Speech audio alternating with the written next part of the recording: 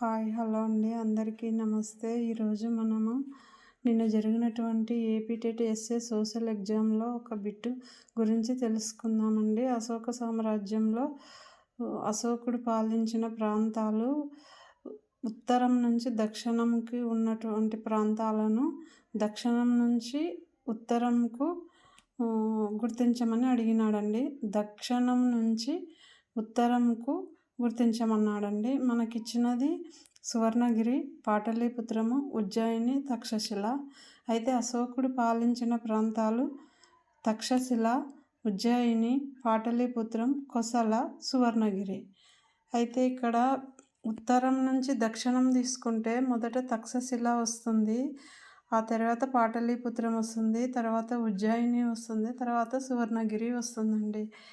ఇక్కడ చాలామందికి కూడా తక్షశిల అంటే ఉత్తరం పైకి ఉంటుంది అని, పాటలీపుత్రము తర్వాత ఉజ్జయిని అని గుర్తించగలరు. కానీ సువర్ణగిరి అంటే కొంతమందికి త్వరగా గుర్తించలేరేమో అని నేను అనుకుంటున్నానండి.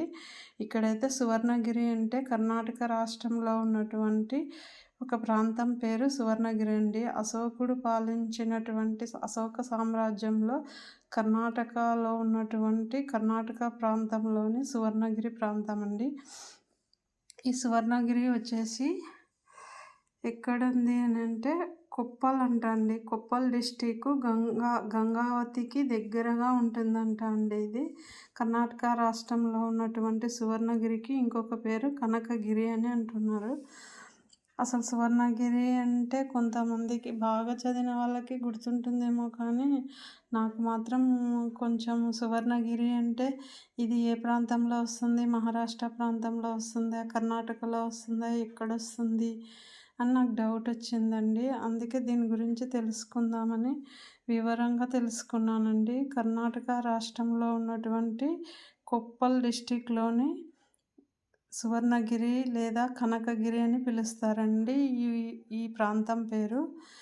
మన అశోకుడు పాలించినటువంటి ప్రాంతము సువర్ణగిరి, తర్వాత ఉజ్జయిని, పాటలీపుత్రము, తక్షశిల, కోసల ప్రాంతాలను మాత్రమే అశోకుడు పాలించినాడు.